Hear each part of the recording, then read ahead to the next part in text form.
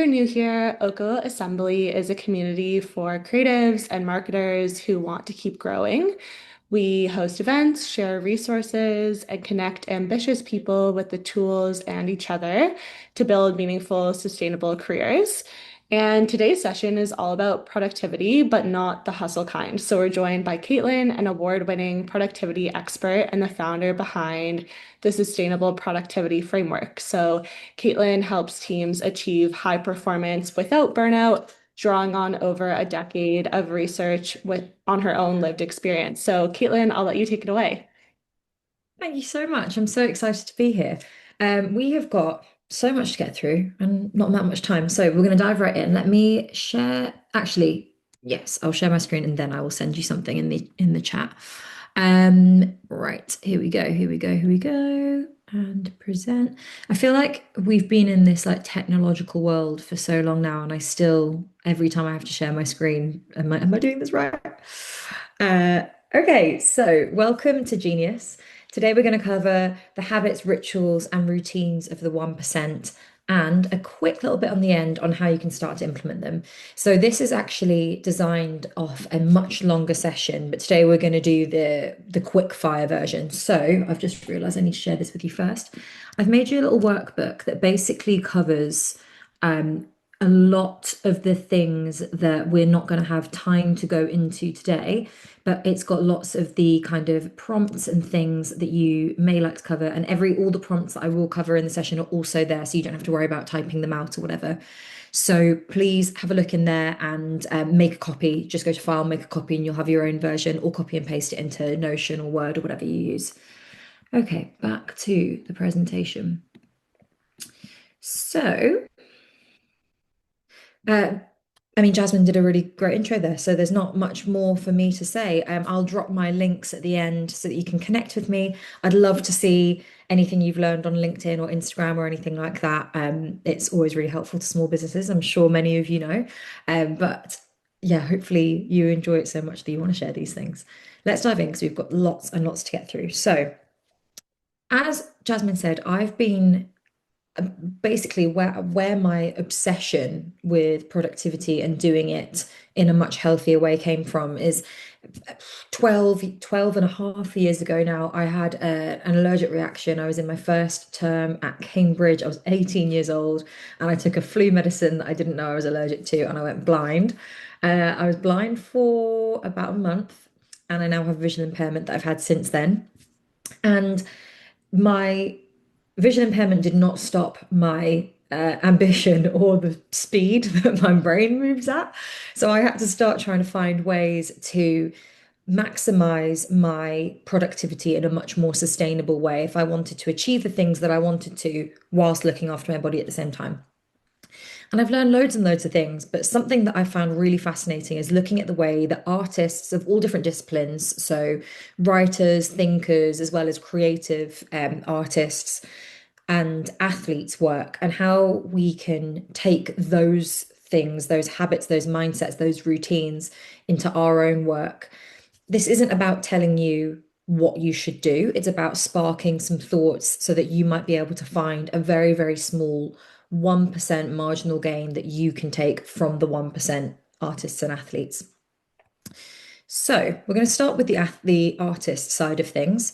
And the first thing that I found really interesting is that when I've been researching, again, when I'm talking about artists, this is, as I said, part of a much longer workshop normally, but normally I've got examples from creative artists, from scientific thinkers, from all sorts of different artists, writers as well. And something that's common in all of them is that their creativity loves structure. There is an absolutely fantastic book called Daily Rituals, and there's another one called Women at Work by Mason Curry that goes into loads of different rituals and routines of different people. And when I've been doing all this research, one of the things that I found is that the majority of these people spend a block of time working and then they're doing other things, which I'll tell you about in a moment. So creativity loves structure. So my first example here is Leonard Woolf. So he was an author and husband of the acclaimed author Virginia Woolf. And he said, every morning at about 9:30 after breakfast, each of us, as if moved by a law of unquestioned nature, went off and worked until lunch at 1. It is surprising how much one can produce in a year, whether of buns or books or pots or pictures, if one works hard and professionally for 3.5 hours every day for 330 days a year. That was why, despite her disabilities, Virginia was able to produce so very much. This obviously spoke to me as someone who has a disability, and I know that majority of us can't just work 3.5 hours a day. That's not really how the modern world is set up for us. But when I first came across this kind of 3 to 4 hour mark that just keeps coming up over and over again, I started thinking, how can I build this into my own working day? And for me, I don't have any, to be clear, like this, the whole notion of sustainable productivity, which is about doing work that you're proud of that has an impact without the kind of personal price tags of burnout, chronic stress, and overwhelm, and still leaving you with time and energy for the things and the people you love. When I first started thinking about this, I was like, okay, how can I factor this in?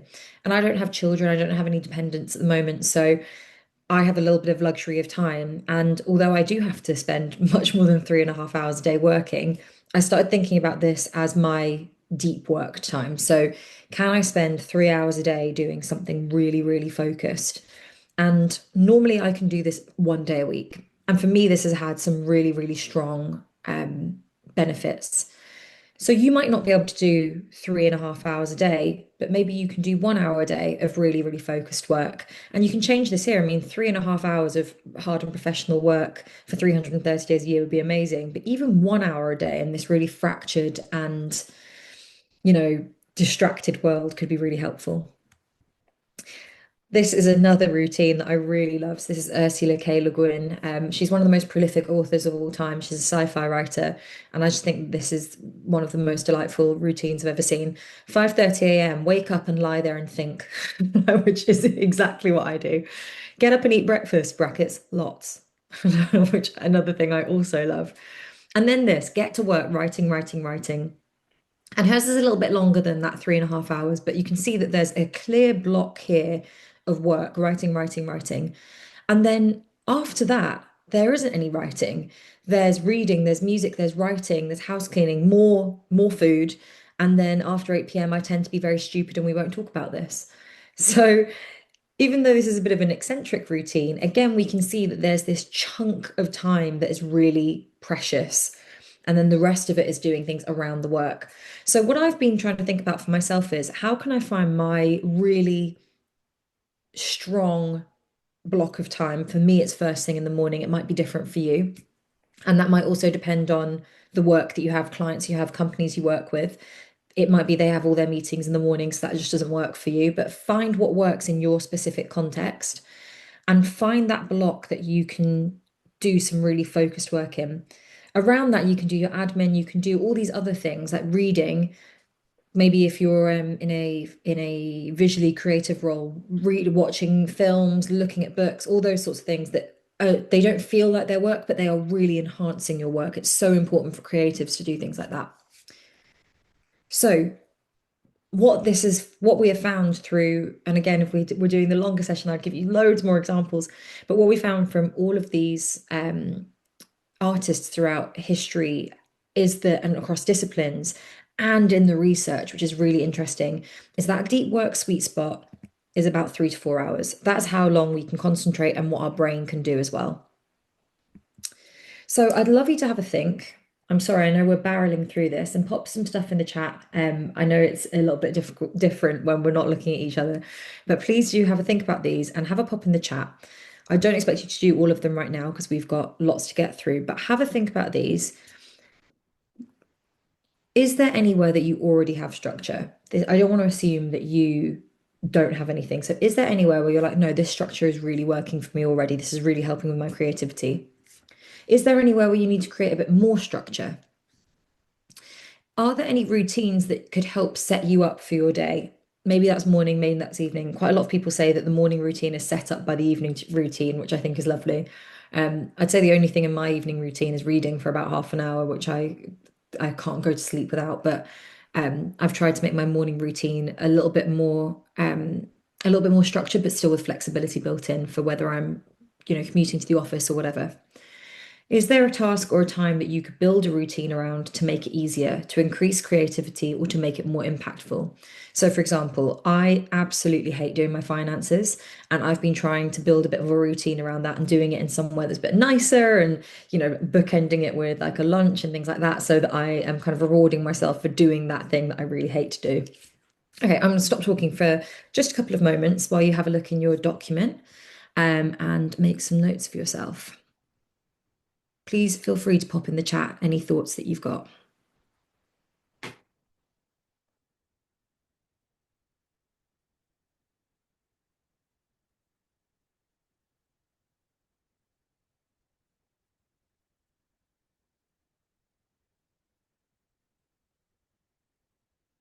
I'd love to know as well in the chat if what people are working on. It's really helpful for me to try and bring it together if I know what you're doing. Okay, Jasmine, having a strict structure from 8 till 12 and being more flexible. Yeah, I love that. I love that. I'm really similar with that. I like the as well, the 8 till 12. I've always found if I start working at 9, my brain has already started to slow down, but that like 9 a.m., 9 like that weird binary time has just like been imprinted in my brain, but I really prefer working a bit earlier than that.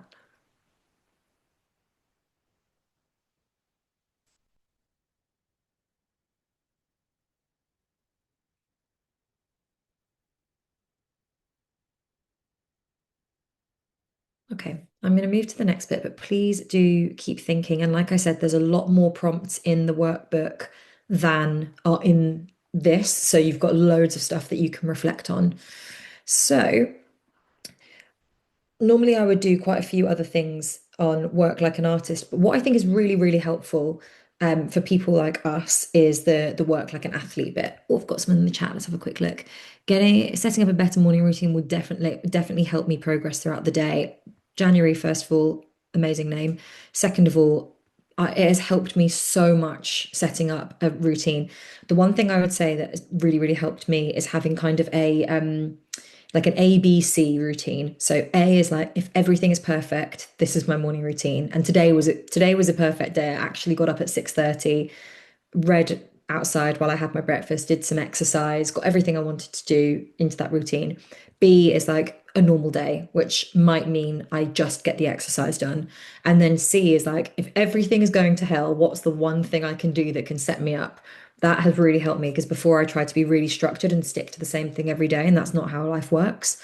So maybe try and think of that ABC routine or like, gold, silver, bronze. Thank you for sharing, January. Okay, so work like an athlete.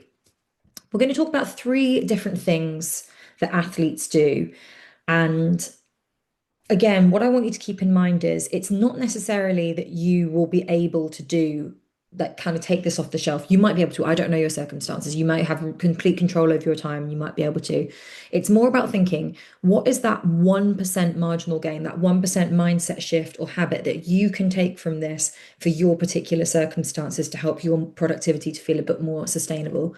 At the end, we'll go through a few little like kind of tips and tricks on building better habits. So the first thing is preparation. Oh, come on. Now, I have a business. I also have a day job, and in both of those, I've been in the tech startup world. And let me tell you, if you've not worked in a tech startup, the worst, it's not even that it could happen, it will happen. Like it's going to happen. The worst will happen. And I love this from Michael Phelps. So obviously the most decorated Olympian of all time, one of the most successful athletes of all time. And there's a story of how he was when he's practicing for God, my partner will know the Olympics off the top of his head. I don't have that memory of like sports dates that so many men seem to have. But when it was the Olympics where he cleaned up this one. And he was practicing, and every time he practiced, he was doing a dry run of what could go wrong. So he practiced in all these different scenarios. And one of them was if his goggles stopped working and if he couldn't see. And that is exactly what happened. And he ended up, because he had practiced that so much, when it happened, he ended up setting a world record, which is crazy. So, what he said to break it down is he visualized and practiced how I wanted it to go, how I didn't want it to go, and how it could go.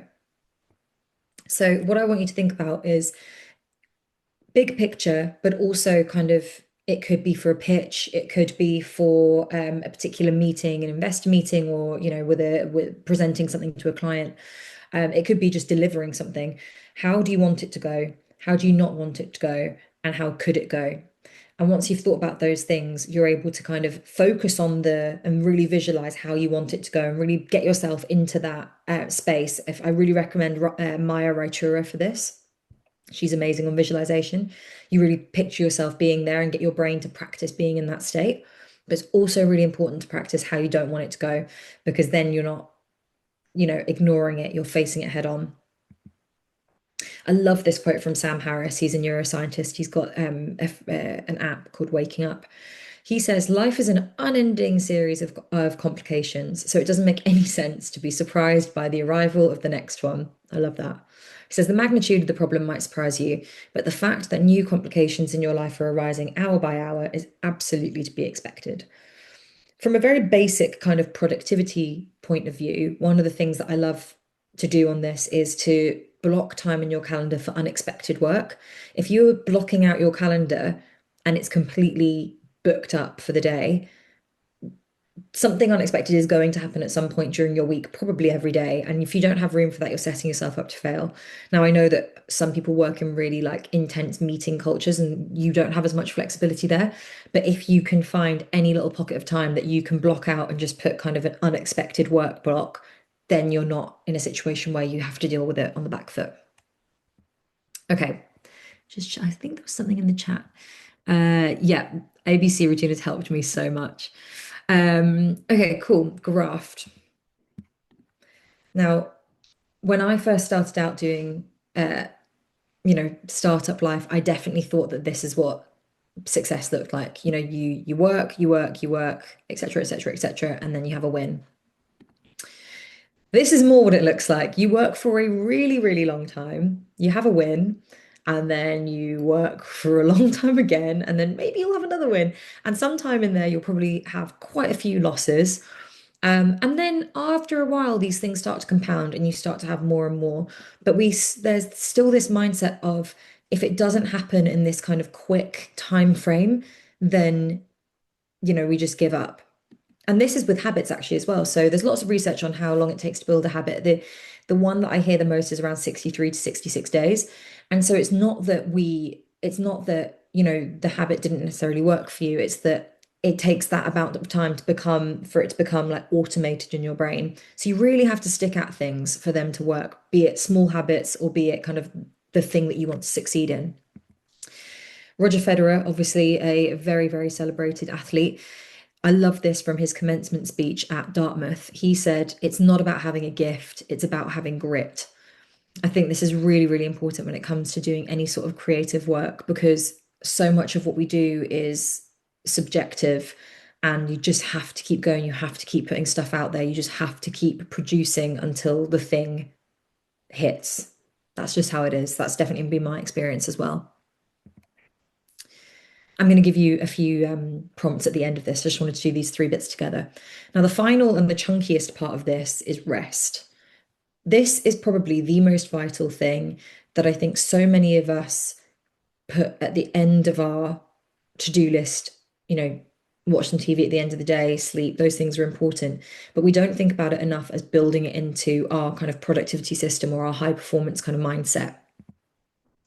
Tony Schwartz, who has a project called the Energy Project, writing for Harvard Business Review, said, as every great athlete understands, the highest performance occurs when we balance work and effort with rest and renewal. This was actually the really the foundation of where everything happened for me. So when I was first living with my visual impairment, and I really, really wasn't very well. I was, like I said, I was at Cambridge and I was just like pushing through because that's what expected of you there. And got through that and worked for a few years. And then I did a master's because I just didn't really feel like I got what I needed out of my first degree. So I did a master's and I really took it very seriously that I was going to look after myself and try a different way of working and try a different way of being productive. And the thing that I really homed in on then was breaks. It sounds really obvious and really simple, but for me, if I'm tired, if I'm anxious, if I'm, even today I've had a bit of a stressful day and I'm a little bit jumpy when I'm reading things because I can't read them as well. Um, breaks are what are really, really important for me. And I learned the importance of different types of breaks as well. And it was only when I started doing that, when we had the tech startup, it was about micro breaks. So we had an app with all these different micro breaks on it. And I started learning a lot more about how athletes do all these different types of rest in order to be high performance. So this really resonated with my lived experience. So this is just to go back to the artist bit, but I think this is really important. I saw this on, I think this was Stephen Bartlett's podcast like years ago, but will.i.am said that you need to think of your brain as a sponge, and a sponge absorbs, and eventually you've got to rinse it out so that you can absorb more. And this, I think, is a really, really good metaphor for how we need rest, not just physically, but for our brains as well. Especially if you're creative, because you can't just, so much of what we do is based on references and like collecting things from the world around us. And if you're just if that sponge is full, it physically can't take any more in. So I'm just going to check if there's anything in the chat. No, please do put any questions or interrupt or whatever in the chat. I would love to hear any of your thoughts. So I used to just not even think about the fact that there were different types of rest. I used to just kind of take rest as just, not moving. And that obviously that is one really important type of rest. But there's actually seven different types. So there's physical, mental, emotional, sensory, creative, social, and spiritual. And I won't read through all of these, but here are the signs that you need this type of rest. And for me, when I was building our startup, I was working full time in another startup. I was building our tech startup Interlude in the evenings and weekends and mornings and every minute. And for some ungodly reason, I was also doing an MBA. I thought that was, I actually remember being like, this is the right time to do that. My partner was like, you were so wrong. This is the worst possible time. And he was completely right. And when I inevitably burned out, obviously I needed the kind of mental and physical rest. Those are the obvious ones. But for me, the one I really, really needed was sensory rest. So I am really prone to overstimulating myself. I just want to read everything, take everything in, look at everything, question everything. I really like overload myself with information. And for me, if I don't give myself that sensory rest, then it just doesn't work for me. Now, what you can do about it is really, really interesting. Again, I'm not going to read all of these out, but I'm going to point some out to you that are really interesting. So let's take social rest, for example. So some signs that you might need social rest is that you might be feeling exhausted after you leave a social situation. You might feel anxiety. You might be feeling lonely. You might be feeling irritable in other people's presence. And what's really interesting is that the signs of the rest that we need and the things that we can do to help it are different for different people and also at different circumstances, different seasons of your life. So, for example, if you need social rest, sometimes you might need solitude and time away from people, or sometimes the rest you need might be more that you need to spend more time with people. So it's not that there's just one type of kind of solution to the symptom. There's all these different things you can do. Spiritual is an interesting one. People always ask about this because, people might feel like, oh, if I'm not religious, so that one doesn't apply to me. But for a lot of people, it can feel like disconnection and a lack of purpose and a lack of direction. And it might be that you need to spend a bit of time volunteering or giving back. It might be that you need to spend a bit of time in nature. It might be that you need to spend a bit of time focusing on gratitude and keeping a gratitude journal. We know the research shows that's one of the best things you can do. So I've put this into your workbook so that you can have a look at this in your own time. But I would really, really recommend that you have a think about what kind of rest you need because it is so, so important and so fundamental. So I'm going to give you a couple of minutes to have a think about these prompts off the back of the work like an artist and an athlete section. I know this is so fast. I'm sorry that we're going so quickly through it. But have a think. What could go wrong in your business? How can you plan for that so that it doesn't take you by surprise? And is there anywhere that you need more rest? It could be as easy as just, in that table, just kind of noting down a couple of words from each one. If you only answer one of these questions in the few minutes, I would really recommend doing the rest one. Rachel, yes, absolutely. I will mention while everyone else is doing this little bit. So, January mentioned about setting up a better morning routine would help them progress through the day. And I was saying that I have really benefited from having kind of an ABC structure in my brain for morning routines. So I don't have my journal with me, but at the back of my notebook, my journal, I'd written like perfect morning routine, and it was meditation, journaling. Like I said, I don't have dependents, so I have a bit more time for this. Meditation, journaling, walk, exercise, read outside. Great. That would be amazing if I could get all those things done. But the likelihood of doing all of those things before work is pretty low. So my A morning routine is like if I had the perfect morning, what would I be able to do? So you can think of that as A or like gold. Then silver is like, what are the things that I could do on an average day where things are pretty much fine? And so I would love that to be, for me, getting a walk is really important. If I can exercise, like proper exercise, that's great. And reading my book outside while I have breakfast that really sets me up as well. C, so your C, bronze, whatever you want to call it, is your I do not have a minute today to do anything, but I need to do something. So, what is the one thing that you can do that you know is going to set your day up? And I would really recommend, like, maybe there's one thing that you know is your be all and end all. Maybe it's going for a walk. That would probably be it for me. Maybe it's meditating, whatever. Or maybe it's just on those days you pick one thing from that list, because this is going back to the rest thing. Some days you might need to exercise, some days you might need to just have a bit of quiet. So it's quite nice to be able to kind of pick from that A list of which one of these things would really work for me best today. I hope that helps. Okay, I'm sorry that I've just talked all the way through your little journaling section, but hopefully that was helpful. January, I'm realizing more and more that finding inspiration from people, places, nature, art, people watching fashion, it gives you a feeling of rest. Yes, exactly. I love that. I love that. That's exactly what I'm talking about. Um, on the flip side, I went to New York recently. It was my like fourth time going, but for some reason I was so overstimulated this time. Like I there's something about I live in London, right? So it's very busy, very hectic, but New York is just like three notches up, and like everything is trying to sell you something at all times. And I found it so exhausting. And I found like while I was on that trip, I need to spend quite a lot of time like in parks where there was no like ads for stuff. Um, but then when I kind of settled into that, I've got so many pictures on my phone of I thought, right, instead of letting this be overwhelming, I'm going to take photos of everything that I find inspiring, whether it's a font, um, whether it's like a color palette, is it a book cover that I think is really interesting, and started getting that inspiration back again. I love that you've recognized that that's a feeling of rest for you, January. Okay, so these people are not superhumans. I know it probably looks like they are. And in my fuller version, I've got people like Serena Williams, Charles Darwin, used to go for a 3 hour walk every day, not far from here, actually, down house.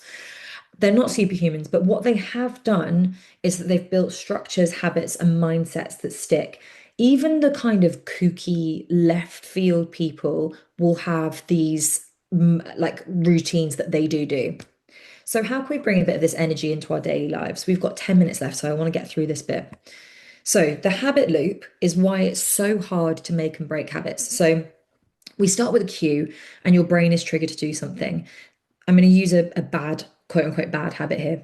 My one is I'm 100% addicted to my phone. Like, it's bad. So, my brain is triggered to look at my phone when I see it beside me. Okay. My action, so then routine, action or behavior is I pick up my phone, unlock it, and my hand automatically goes, swipes down and clicks on Instagram. That's like the, millennial reaction that I have. The reward, the feedback from performing the habit is that dopamine hit of seeing a little red notification that I've got a message, a comment, whatever it is.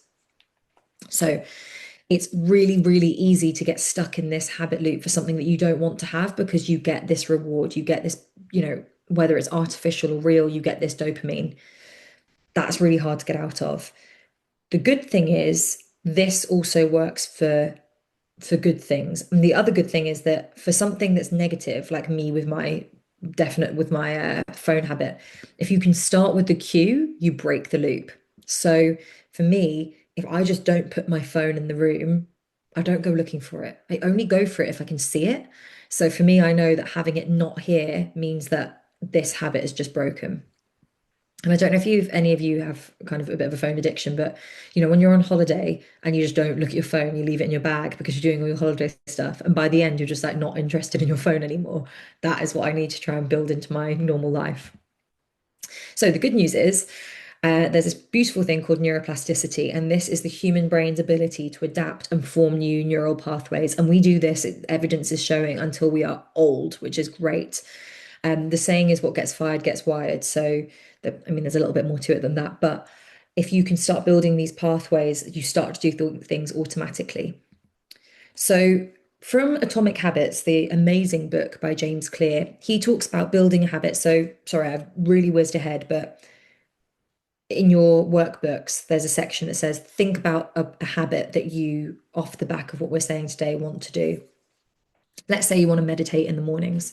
So the first thing, make it obvious. Put cues for your habit into your environment. So maybe you stick a post-it note on your mirror where you brush your teeth that says, don't forget to meditate today. Make it attractive. So maybe you use an app that makes it, maybe you have some sort of streak. I'm obsessed with Peloton and I'm on like an 83-week streak, and like I will not break it for anything. It's that dopamine hit is unlike anything else. Make it easy. Again, maybe using like an app or a book that you follow or something like that means that it's not difficult for you to do it. And then make it satisfying. So again, with that streak, this was a bad example because those two are kind of the same. But like, what is the reward? So you've got that kind of reward from seeing that you've kept something going, but also you've got the reward of how much better you feel when you do something. Oh, I didn't. Oh, I've, I think to try and save time, I got rid of one slide, but there's a slide that we're talking about in James Clear's book. One of the things he talks about is habit stacking, and I can't recommend this enough. So, if off the back of things we've spoken about today, you've got you're going for a habit rather than kind of a mindset shift. If you try and glue it onto something that you already do instinctively, that's already a really, really deeply rooted habit, then it will be much easier to do. So, for example, let's say that you wanted to meditate. If you say, I'm going to meditate as soon as I've brushed my teeth, you're going to brush your teeth pretty much the same time every morning. And if you just go straight into doing that, they're glued together. It's really difficult for you to kind of break those things up. Okay, so we've been through this at absolute lightning speed, but the kind of summary here is you structure grit and rest to fuel your work and build a life that feels good while you're doing remarkable things. It's one thing to do something that really feels impactful and remarkable and do really great work, but believe me, I've been in the depths of burnout and it's not worth it. None of it's worth it. So I would love to know in the chat. I'm sorry that we haven't got to do a bit more back and forth today, but I'd love to know in the chat, what is your 1% change that you're going to make off the back of this? It might not be something we've actually spoken about. It may have been sparked off it. And how are you going to start building it in from today? That should say from today, not for today. I'd love to know in the chat if anyone's got any inspiration off the back of this.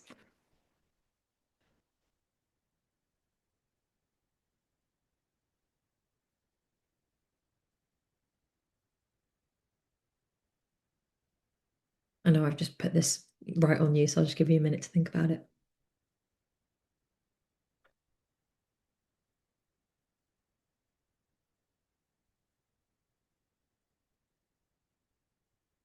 While I wait for these to get in, I'm going to go to the last few slides just so that I can share them with you. I really like to end when I do the big version of this. I like to end it with this quote from the wonderful, wonderful book, Meditations for Mortals by Oliver Burkeman, which I can't recommend enough. He says, well, to give you context, it's so easy to think about all these things that you need to do. But as he says, beyond the mountains, there are always mountains, at least until you reach the final mountain before your time on earth comes to an end. In the meantime, few things are more exhilarating than mountaineering. And what he means by this is it's just never going to end. Like all of this stuff that we're doing, this kind of like trying to be better, this optimization, you may get into an amazing morning routine and then something happens, a new mountain comes up for you that throws all of that out the window and you have to start again. There's another mountain. And that is going to keep happening until everything finishes. And I just love that. Few things are more exhilarating than mountaineering. We have to learn to love that process. I'm going to go to my last page. So I'm going to come to the chat in just a moment. Um, I would love to chat to you more because we've got so much. This has been so quick and so fast. So I'm going to just share with you my links and things. I have a free monthly planning workshop called Get Your Shit Together that I do. I'm putting my calendar in there. There's nothing on there yet because I'm putting it up on Monday, but there's a free thing there. I'd love to see you there. It's really, really lovely. It's 90 minutes on the last Monday of every month. Please do connect with me on the socials. And just to put that back there, I would love if you could give me some feedback. I know this is the fastest workshop of all time. But I would love some feedback if you have anything that you'd like to share, constructive or otherwise. But let me just have a look in the chat. Yeah, the mountaineering thought, there are always more mountains. They're not going anywhere. January, having dependents at home. I think for me, some habit stacking will benefit you most right now.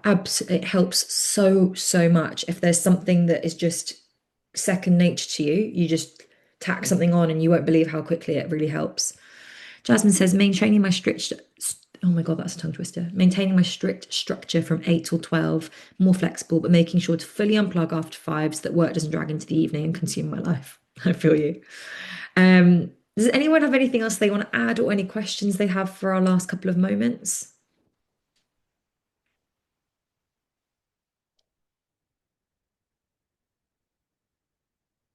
You're so welcome. Thank you, January, and thank you for being so engaged. I really appreciate it. Thank you so much, Caitlin. It was such a pleasure having you today. And to everyone that's here today and anyone who may